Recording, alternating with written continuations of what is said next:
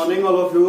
बेटा अपना चल रहा था पादप जल संबंध, ठीक। और इसमें अपन पढ़ चुके थे, परासरण के बारे में पढ़ चुके थे, विसरण के बारे में पढ़ चुके थे, और इसके अलावा बेटा जीव द्रव्य कुंचन व विकुंचन के बारे में पढ़ चुके थे।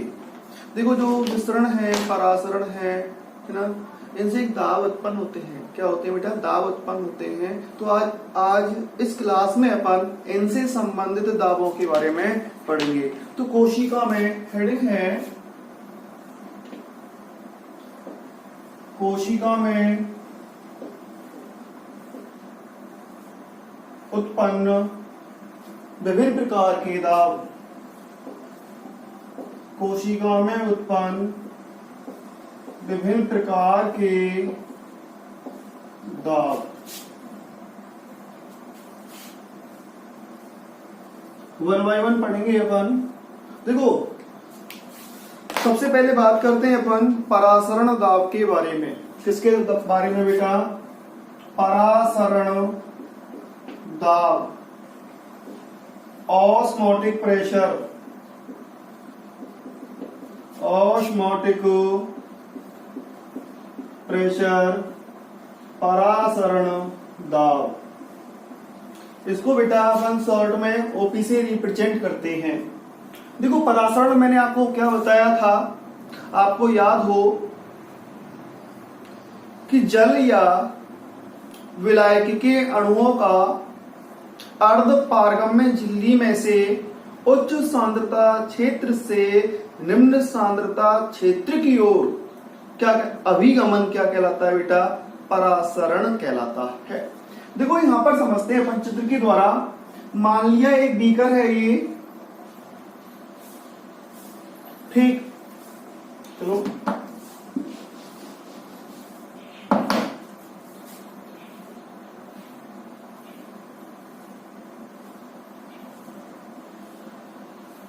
ये एक बीकर है बेटा, और इस बीकर में मैंने यहां पर लगा दी एक अर्ध पारगम्य झिल्ली। क्या लगा दी?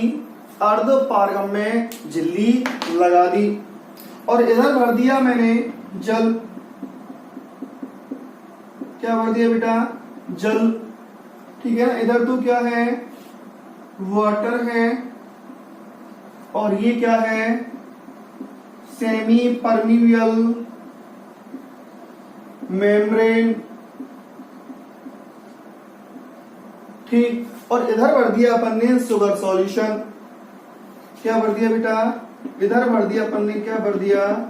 शुगर सॉल्यूशन, शुगर सॉल्यूशन, ठीक। तो अब क्या होगा? क्या होगा कि यहां से देखो इस प्रक्रिया में क्या होगा ये बेटा, जल के अणु इस अर्ध पारगम्य झिल्ली को पार करके ना दूसरी ओर स्थित विलयन में क्या करते हैं? प्रवेश करते हैं। क्या करते हैं बेटा? जल के अणु दूसरी ओर स्थित या विलयन में, दूसरे विलयन में बेटा क्या करते हैं? प्रवेश करते हैं। करेंगे या नहीं करेंगे? क्योंकि यहाँ पर जल के अणुओं की उच्च सांद्रता है, और शुगर सॉल्यूशन में जल के अणुओं की संख्या बेटा क्या है? कम है। ओके, तो जल के अणु इस बार अंदर प्रवेश करते हैं, तो बेटा ये जो विलयन है इधर इस झिल्ली पर एक दाब उत्पन्न करता है। क्या करता है? दाब उत्पन्न करता है, अर्थात जल के अणुओं को रोकने का क्या करता है? प्रयास करता है। और यही उत्पन्न दाब, यही जो उत्पन्न दाब है वो क्या कहलाता है? परासरण दाब कहलाता है। क्या कहलाता है? लिख रहा हूं ना, डेफिनेशन लिख रहा हूं बेटा यहाँ पे। वह दाब जो शुद्ध जल ना बेटा, इसको क्या कैसे आप विलायक ले सकते हैं? शुद्ध जल या विलायक के अणुओं को अर्ध पारगम्य झिल्ली सेमी परमीवियल मेम्ब्रेन अर्ध पारगम्य झिल्ली के दूसरी ओर, अर्ध पारगम्य झिल्ली के दूसरी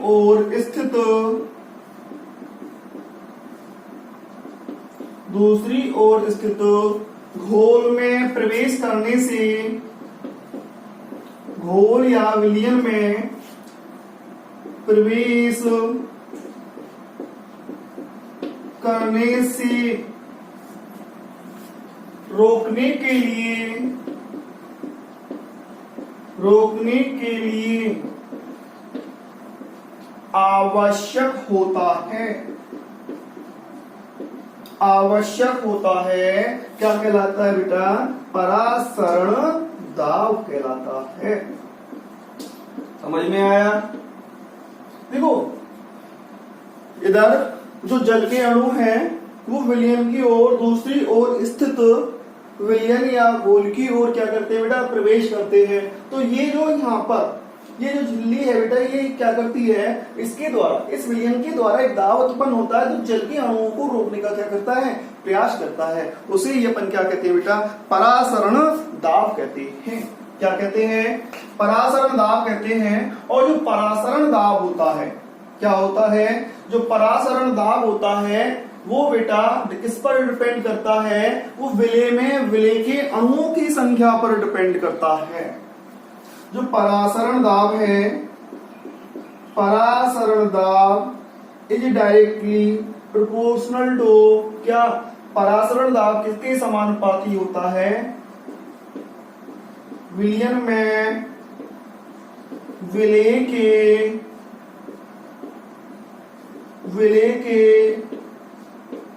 अणुओं की संख्या के क्या होता है बेटा? बराबर होता है। किसके बराबर होता है? परासरण दाब विलयन में विलय के अणुओं की संख्या के क्या होता है? बराबर होता है। देखो जो शुद्ध जल है, क्या है बेटा? जो शुद्ध जल है, जो प्योर वाटर होता है, जो शुद्ध जल है, इस प्योर वाटर का जो ओपी है अर्थात जो परासरण दाब है वो बेटा होता है, क्या होता है? शून्य होता है। क्या होता है? 0 होता है। शुद्ध जल का जो परासरण दाब है वो क्या होता है? शून्य होता है, 0 होता है। और यही जो गुण है वो किसका गुण है बेटा? वो होता है विलय का, घोल में विलय का गुण होता है। समझ में आया? परासरण दाब, शुद्ध जल का जो परासरण दाब है वो कितना होता है? 0 होता है। देखो एक वैज्ञानिक है हैरिस, क्या नाम है? हैरिस। उन्होंने बताया, क्या बताया? जो लीफ होती है, जो पर्ण होती है, क्या होती है? जो पर्ण होती है उनमें जो ओपी होता है, जो परासरण दाब होता है वो बेटा कैसा होता है? सर्वाधिक होता है। हैरिस के अनुसार जो पर्णों में जो परासरण दाब है वो क्या होता है? सर्वाधिक होता है। अब सबसे कम कहाँ होता है? जो रूट होती है, जो जड़ होती है, उनमें ओपी परासरण दाब क्या होता है बेटा? सबसे कम होता है। ठीक है? पर्णों में जो परासरण दाब है वो सर्वाधिक होता है, उसका मैक्सिमम मान होता है। और जो जड़ होती है उनमें परासरण दाब का जो मान होता है वो मिनिमम होता है बेटा। क्या होता है? सबसे कम होता है। क्या होता है? सबसे कम होता है। ठीक, अब बात करें कि विभिन्न प्रकार के पादप अलग अलग आवासों में पादप पाए जाते हैं। किसमें बेटा? अलग अलग आवासों में पादप पाए जाते हैं। तो किस आवास के पादपों का परासरण दाब सर्वाधिक होता है? ठीक, जो लवणीय आवासों में, जो लवणभेद आवासों में पाए जाते हैं बेटा, उसका जो परासरण दाब होता है वो क्या होता है? सर्वाधिक होता है। लेकिन जो जलीय पादप हैं, क्या है? जो जलीय पादप हैं उनका जो परासरण दाब है वो क्या होता है? सबसे कम होता है। जैसे अभी यहाँ पर ना हाइड्रोफाइट्स और हाइड्रोफाइट्स का जो परासरण दाब है बेटा वो क्या होता है? कम होता है। इससे अधिक हाइड्रोफाइट जलीय पादपों से अधिक जो परासरण दाब होता है वो होता है समोद्भिद पादपों का, मीजोफाइट्स का। किसका होता है बेटा? मीजोफाइट्स। इसको क्या कहते हैं अपन? समोद्भिद पादप। ठीक है बेटा, ये कौन से पादप हैं? जलीय पादप हैं। और इससे कम जो परासरण दाब होता है वो होता है जीरोफाइट प्लांट्स का ना। जीरोफाइट को बेटा अपन कहते हैं मरुद्भिदी पादप। क्या कहते हैं बेटा? मरुद्भिदी पादप कहते हैं। और अभी आपको मैंने बताया सर्वाधिक किसका होता है? लवणीय पादपों का होता है, हेलोफाइट का होता है। किसका होता है बेटा? लवणोद्भिद पादपों का जो परासरण दाब है, क्या है? जो परासरण दाब है वो बेटा क्या होता है? सर्वाधिक होता है। सबसे कम किसका होता है? जलीय पादपों का होता है। फटाफट से आप स्क्रीनशॉट लीजिए इसका।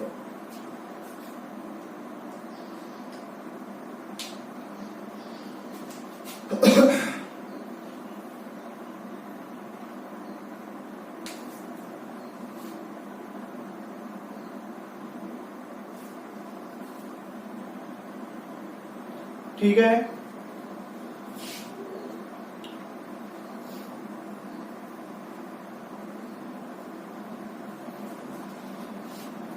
चलो दूसरी बात करते हैं अपन बेटा स्फीत दाब के बारे में। स्फीत दाब और भित्ति दाब।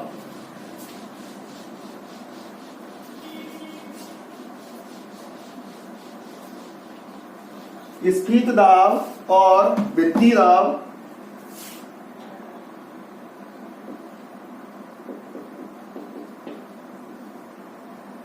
स्फीत दाब, इसको टर्गर प्रेशर,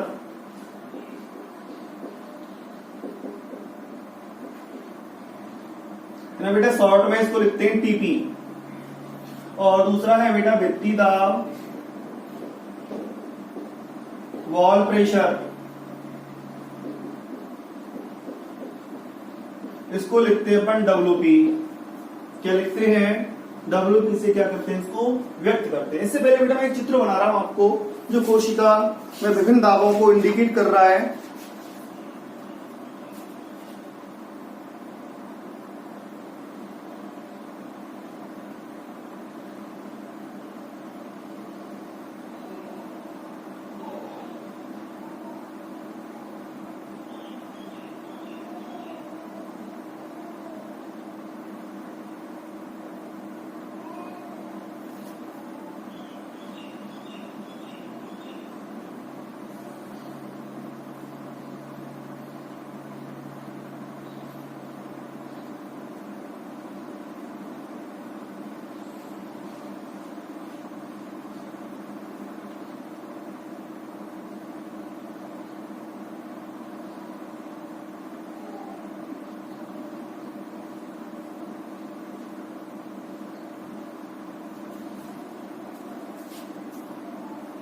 बेटे मैंने प्लांट सेल का बनाया है।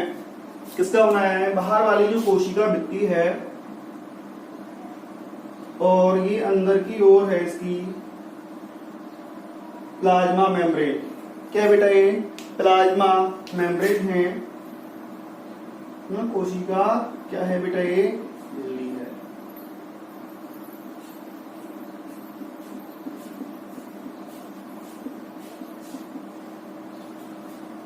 सुनो, तो पहले बात करते हैं अपन किसके बारे में? स्फीत दाब के बारे में। किसके बारे में बेटा? स्फीत दाब के बारे में बात करते हैं। देखो, कोशिका स्फीत कब होती है? जब सलत कोशिका को या सामान्य कोशिका को बेटा कौन से विलयन में डाल रहे हैं अपन? बताओ, अल्प पराशरी या अति पराशरी? अल्प पराशरी विलयन में डालते हैं। किसमें बेटा? अल्प पराशरी विलयन में डालते हैं तो कोशिका क्या होती है? फूलती है, स्फीत होती है। ठीक है ना। तो सुनो,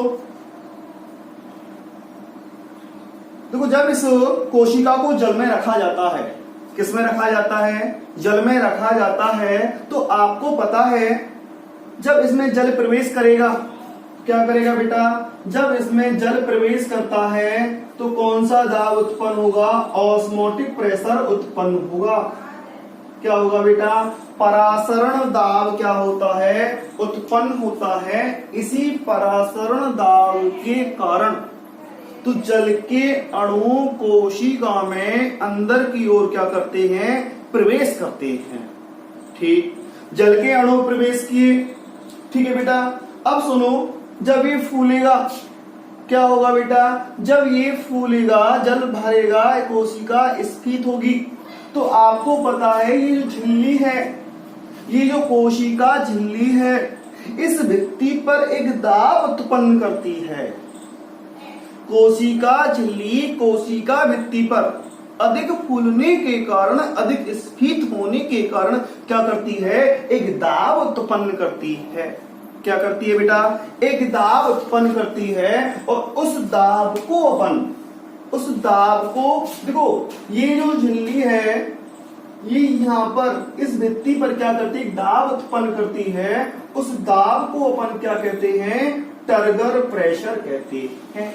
क्या कहते हैं, टर्गर प्रेशर कहते हैं। अब ये जो टर्गर प्रेशर है बेटा, केंद्र से परिधि की ओर लगता है। कहाँ लगता है, केंद्र से परिधि की ओर लगता है, अर्थात कोशिका झिल्ली के द्वारा कोशिका भित्ति पर डाले गए, किस पर, कोशिका भित्ति पर डाले गए अपकेंद्रीय बल को। कौन से बल को, जो स्फीत दाब होता है, ये जो बेटा स्फीत दाब या टर्गर प्रेशर होता है, कौन सा बल है, अपकेंद्रीय बल है। कैसा बेटा, अपकेंद्रीय बल है, केंद्र से कहां लगता है, परिधि की ओर लगता है।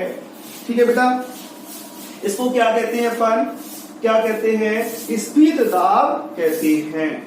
अब देखो, जो स्फीत दाब है वो बेटा तभी लागू होता है जब किसी कोशिका को अपन किस में रखते हैं, विलयन में रखते हैं, है ना। स्वतंत्र विलयन के लिए, किसके लिए बेटा, स्वतंत्र विलयन के लिए, स्वतंत्र विलयन के लिए टीपी लागू नहीं होता। टर्गर प्रेशर का नियम या टर्गर प्रेशर बेटा लागू नहीं होता है। ठीक है ना। और ये जो टर्गर प्रेशर है स्वतंत्र विलयन के लिए लागू नहीं होता, तो बेटा किसके लिए लागू होता है, ये बेटा परासरणी तंत्र के लिए। किसके लिए, परासरणी तंत्र के लिए क्या होता है, लागू होता है। ठीक है, जो टीपी है वो बेटा परासरणी तंत्र के लिए क्या होता है, लागू होता है। इस टर्गर प्रेशर को, स्फीत दाब को अपन द्रव स्थैतिक दाब भी कहते हैं। टीपी क्या है बेटा, एक द्रव्य स्थैतिक क्या है, दाब है, हाइड्रोस्टैटिक प्रेशर है। क्या है बेटा, ये हाइड्रोस्टैटिक प्रेशर है ना। स्फीत दाब को ही क्या कहा जाता है, हाइड्रोस्टैटिक प्रेशर कहा जाता है। अब बात कर ले अपन इसी के साथ साथ किसके बारे में, भित्ति दाब के बारे में। किसके बारे में बेटा, भित्ति दाब, वाल प्रेशर। देखो, जो भित्ति दाब होता है वो स्फीत दाब का अपोजिट होता है। क्या होता है, देखो जो कोशिका है भित्ति दाब के कारण, किसके कारण बेटा, भित्ति दाब के कारण किस में रहती है, तनाव में रहती है। किस में रहती है ना। इस भित्ति दाब के कारण जो कोशिका है वो बेटा क्या रहती है, तनाव में रहती है ना। अब सुनो, जब तनाव में रहती है तो क्या होगा, इस कोशिका के आकार को बनाए रखने के लिए, इस कोशिका के आकार को बनाए रखने के लिए, है ना। देखो यहाँ पर कौन सा बल था, अपकेंद्री। अब एक और बल लगता है और वो बल इसके जस्ट अपोजिट लगता है, भित्ति से अंदर की ओर, परिधि से केंद्र की ओर। अर्थात जो बेटा भित्ति दाब है वो क्या है, एक अभिकेंद्री बल है। क्या है, कौन सा बल है, अभिकेंद्री क्या है? बल।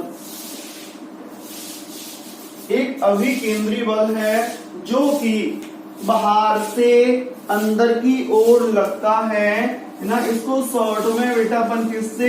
WP से क्या करते हैं? रिप्रेजेंट करते हैं। क्या करते हैं?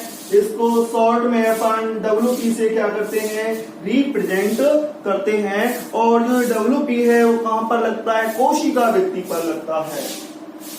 कहां पर लगता है बेटा? कोशिका वृत्ति पर WP।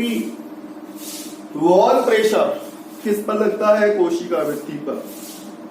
जब WP और TP बराबर होता है तो कोशिका का आकार बना रहता है।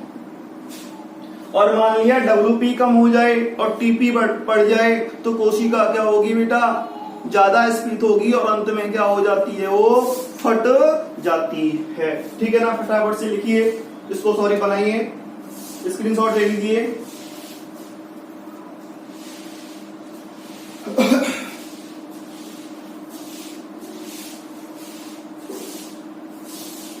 ठीक है, मिटा दो।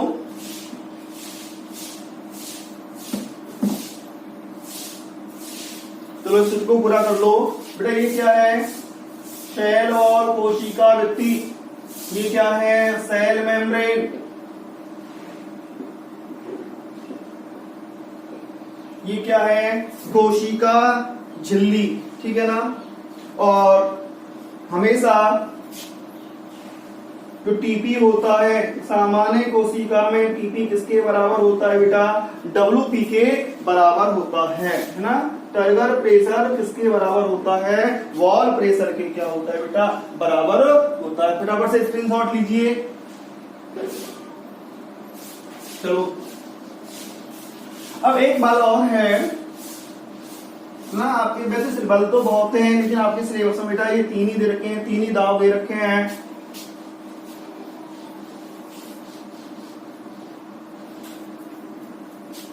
वो है बेटा विसरण दाब न्यूनता। क्या है? विसरण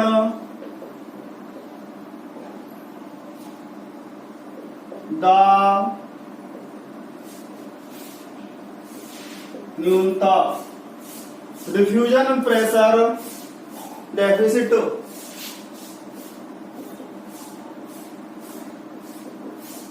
डिफ्यूजन प्रेशर डेफिसिट, इसको शॉर्ट में क्या बोलेंगे बेटा? DPD। क्या कहेंगे इसको? DPD। विसरण दाब न्यूनता को चूषण दाब भी कहा जाता है। क्या कहा जाता है बेटा इसको? चूषण दाब। संसन प्रेशर, संसन प्रेशर इसको क्या कहा जाता है बेटा? SP कहा जाता है। दोनों ही एक ही बात है। विसरण दाब न्यूनता को क्या कहते हैं? चूषण दाब कहते हैं। देखो बेटा DPD जो शब्द है इसका जो प्रयोग है, इस शब्द का जो प्रयोग है, इस शब्द का जो प्रयोग है वो बेटा BS मेयर के द्वारा किया गया था। किसके द्वारा? ना विसरण दाब न्यूनता शब्द का DPD का जो प्रयोग है वो किसके द्वारा किया गया बेटा? BS मेयर के द्वारा किया गया था। लेकिन चूषण शब्द किसके द्वारा प्रयोग में लिया गया? ये जो शब्द है, इस शब्द का जो प्रयोग है वो बेटा एक वैज्ञानिक है, उसका नाम है रेनर। क्या है? रेनर के द्वारा। किसके द्वारा? चूषण दाब का जो प्रयोग है वो किसके द्वारा किया गया बेटा? रेनर के द्वारा किया गया। और DPD शब्द का जो प्रयोग है वो किसके द्वारा किया गया? BS मेयर के द्वारा किया गया। अब सुनो, किसे कहते हैं कि विसरण दाब न्यूनता किसे कहते हैं? देखो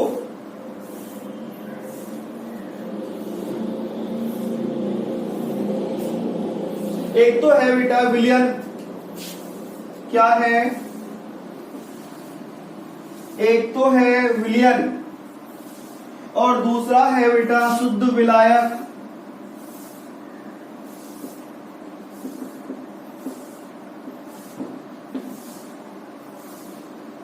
क्या है? शुद्ध विलायक। देखो बेटा, एक निश्चित तापक्रम पर, किस पर? निश्चित तापक्रम पर, निश्चित तापक्रम पर इस विलयन का विसरण दाब, इस विलयन का विसरण दाब, विसरण दाब मतलब डिफ्यूजन प्रेशर, डिफ्यूजन प्रेशर, जिसको अपन किससे रिप्रेजेंट करते हैं बेटा? डीपी से।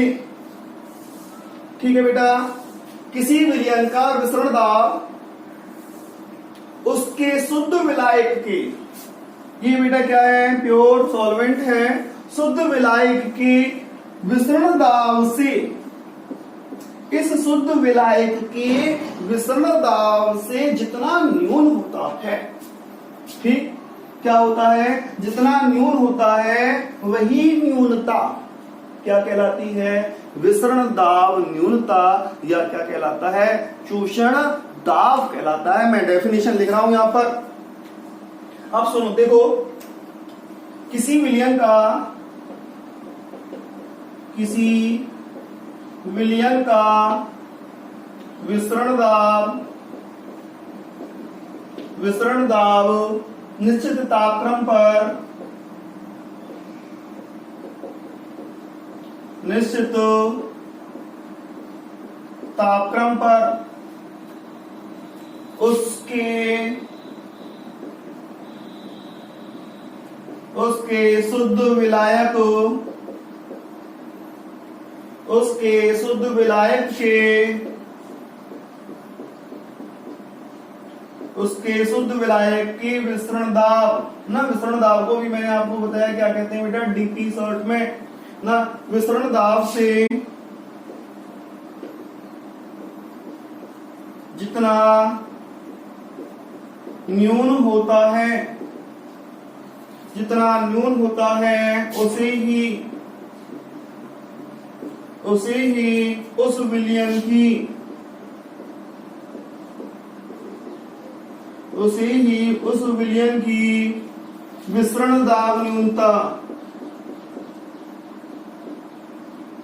उसे ही उस विलयन की विसरण दाब न्यूनता डीपीडी कहते हैं। क्या कहते हैं बेटा? डीपीडी। समझ में आया ना? किसी विलयन का विसरण दाब एक निश्चित तापक्रम पर उसके विलायक के विसरण दाब से जितना कम होता है उसे अपन क्या कहते हैं? विसरण दाब न्यूनता कहते हैं। देखो, जो ये विसरण दाब न्यूनता है, क्या है बेटा? जो विसरण दाब न्यूनता है वो जल अवशोषण शक्ति है। कोशिका की क्या है? जल अवशोषण शक्ति। क्या है बेटा? जो विसरण दाब न्यूनता है, जो डीपीडी है, जो डीपीडी है वो क्या है? जल अवशोषण शक्ति है, अर्थात जल को अवशोषित करने की शक्ति। ठीक है बेटा, इसलिए इसे क्या कहते हैं अपन? चूषण दाब भी कहते हैं, संक्शन प्रेशर भी कहते हैं। क्या कहते हैं? चूषण दाब, या इसे क्या कहा जाता है बेटा? संक्शन प्रेशर कहा जाता है। और जो डीपीडी होता है, जो डीपीडी किसी विलयन का जो डीपीडी होता है वो बेटा विलयन की सांद्रता के समानुपाती होता है। विलयन की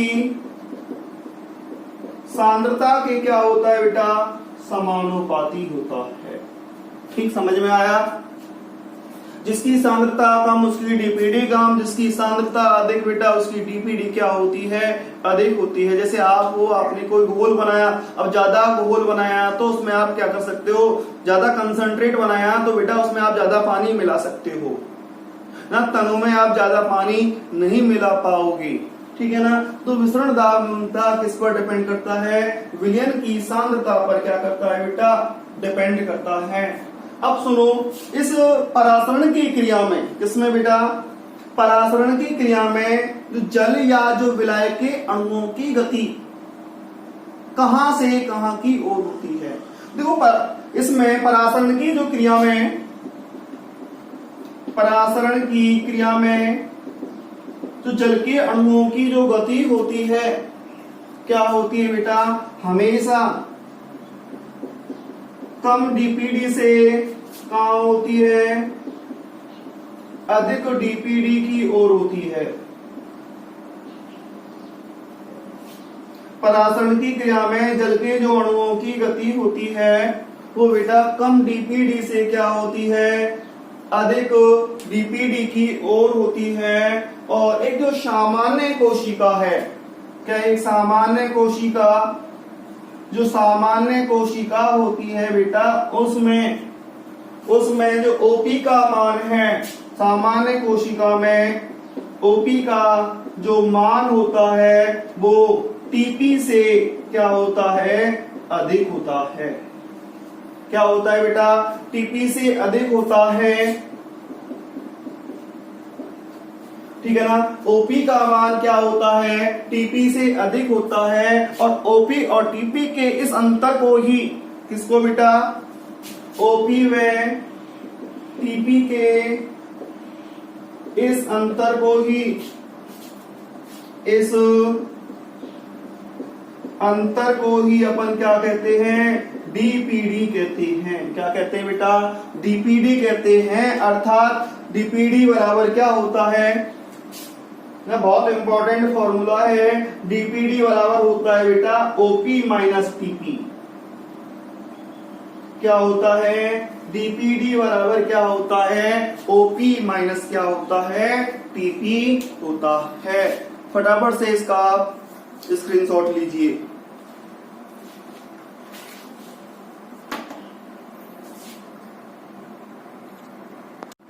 बेटा अब बात करते हैं अपन, जो आपने ये दाव पढ़े है ना, ओपी पढ़ा, टीपी पढ़ा और डीपीडी पढ़ा, इनमें संबंध क्या है, ठीक है ना। विभिन्न दावों में संबंध,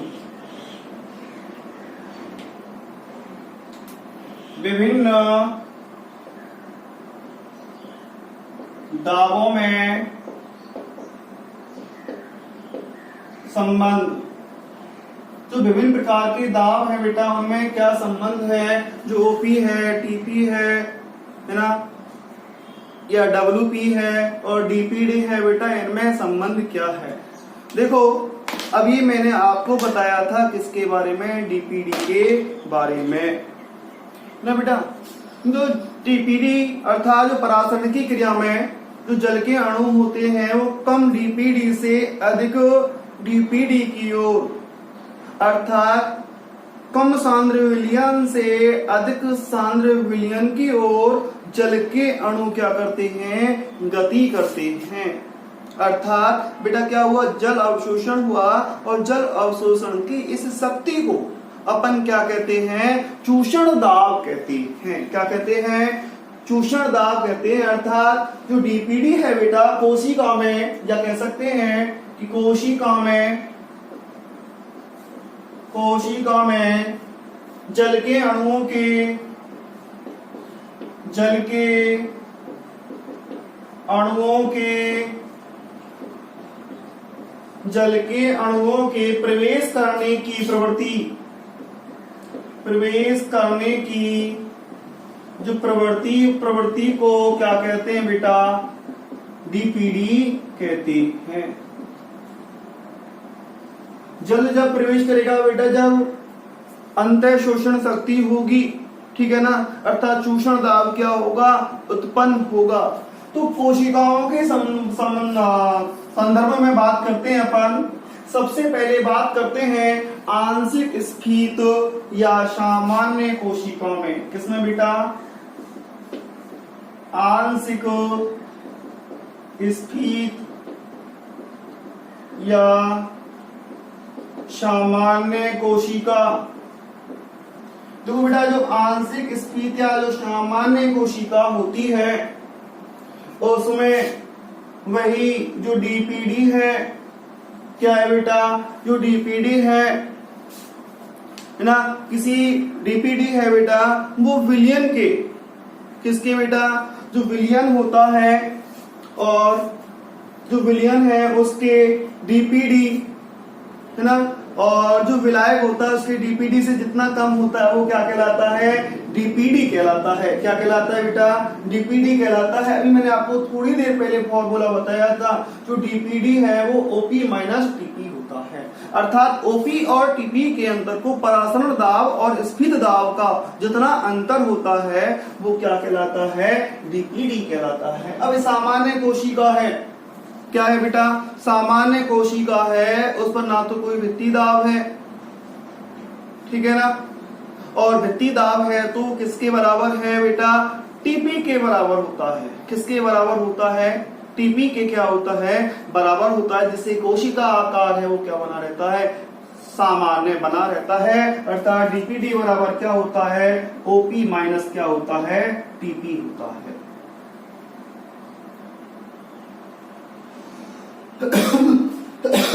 बात करते हैं अपन दूसरी स्थिति की, सलत कोशिका के बारे में। किसके बारे में बेटा, फ्लैसिड सेल्स में, फ्लैसिड सेल में सलत कोशिका में। अब सलत कोशिका किसे कहते हैं बेटा, जब सलत कोशिका किसे कहते हैं, सलत कोशिका उस कोशिका को कहते हैं जिसमें से जल क्या हो जाए बेटा, बाहर आ जाए। क्या आ जाए, जल क्या है, बाहर आ जाए। तो सलत कोशिका कोशिका की वह स्थिति है जिसमें बेटा, सलत कोशिका कोशिका की वह स्थिति है जिसमें स्फीत दाब, उसे अपन टीपी या भित्ति दाब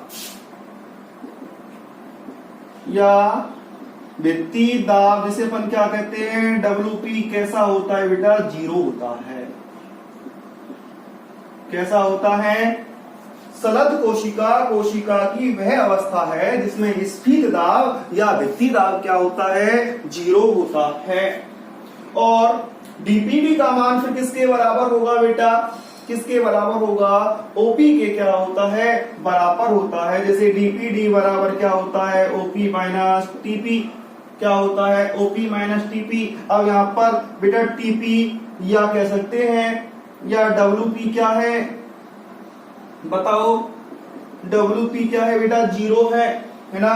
तो डीपीडी बराबर क्या होगा, ओपी माइनस 0, ठीक है। अब 0 का कोई वैल्यू नहीं है तो यहाँ पर डीपीडी किसके बराबर होता है बेटा, ओपी के क्या होता है, बराबर होता है। सलत कोशिका में विसरण दाब न्यूनता, सलत कोशिका में विसरण दाब न्यूनता बेटा किसके बराबर होती है, परासरण दाब के क्या होती है, बराबर होती है।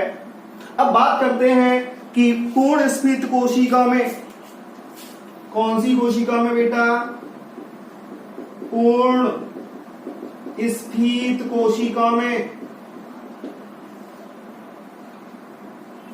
देखो अब कोशिका स्फीत कब होगी बेटा, कब होगी, जब इसको अपन किस में रखें, शुद्ध जल में। किस में रखें, जब कोशिका को बेटा किस में रखा जाता है, शुद्ध जल में रखा जाता है। किस में रखा जाता है, जब कोशिका को शुद्ध जल में रखा जाता है तो बेटा जल के अणु क्या करते हैं, कोशिका में प्रवेश करेंगे या नहीं करेंगे। जल के अणुओं के प्रवेश करने से टीपी का मान, किसका मान बेटा, जो टर्गर प्रेशर है उसका जो मान है वो क्या होता है, धीरे धीरे बढ़ने लगता है। अब कोशिका में जब जल प्रवेश करेगा तो कोशिका रस की सांद्रता क्या होने लगती है, कम होने लगती है। क्या होने लगती है, कम होने लगती है, जिससे जब कोशिका रस की सांद्रता कम होगी तो परासरण दाब में, किसमें बेटा, परासरण दाब में क्या होती है, कमी होने लगती है। क्या होने लगती है, अंत में क्या होता है बेटा, जो टीपी होता है, जो भित्ति दाब होता है वो किसके बराबर हो जाता है, परासरण दाब के क्या हो जाता है, बराबर हो जाता है। पूर्ण स्फीत कोशिका में जो टीपी है वो किसके बराबर हो गया, ओपी के बराबर। किसके बराबर हो गया, ओपी के बराबर। तो डीपीडी क्या होगी बताओ, उसी सूत्र में रख दो इसको ना, डीपीडी बराबर ओपी माइनस टीपी ना, ओपी टीपी एक दूसरे के क्या है, बराबर है। क्या है, एक दूसरे के बराबर है। इसलिए डीपीडी का जो मान होता है पूर्ण स्फीत कोशिका में, डीपीडी का जो मान होता है वो क्या होता है, शून्य होता है। दोबारा से समझ लो, पूर्ण स्फीत कोशिका में एक कोशिका है, क्या है बेटा, एक कोशिका। उस कोशिका को अपन ने शुद्ध विलायक में या जल में रख दिया। किस में रख दिया, जल में रख दिया। अब जल के अणु कोशिका में क्या करते हैं, प्रवेश करते हैं। करेंगे या नहीं करेंगे, कोशिका रस में प्रवेश करते हैं। अब बेटा जब कोशिका में प्रवेश करते हैं तो कोशिका का जो स्फीत दाब है, अर्थात कोशिका स्फीत होगी तो स्फीत दाब बढ़ेगा। क्या बढ़ेगा, स्फीत दाब। ठीक है, स्फीत दाब बढ़ गया। अब क्या होता है कि जैसे जैसे जल प्रवेश करता है तो उस कोशिका रस में जल के अणुओं की सांद्रता क्या होने लगती है बेटा, बढ़ने लगती है। और विलय के अणुओं की संख्या की तुलना में जल के अणुओं की संख्या क्या हो जाती है, अधिक हो जाती है, जिससे उसका जो परासरण दाब है क्या होने लगता है, कम होने लगता है। ठीक है बेटा, अंत में क्या होता है, इधर से टीपी बढ़ता है, उधर से वो कम होता है, तो अंत में टीपी और ओपी क्या हो जाते हैं बेटा, बराबर हो जाते हैं। और जब टीपी और ओपी बराबर हो जाते हैं तो विसरण दाब न्यूनता क्या हो जाती है, शून्य हो जाती है। ठीक है, यहाँ पर मैंने ये चित्र के द्वारा भी समझाया है। ठीक है बेटा, फटाफट से स्क्रीनशॉट लीजिए। आज के लिए इतना ही। Thank you.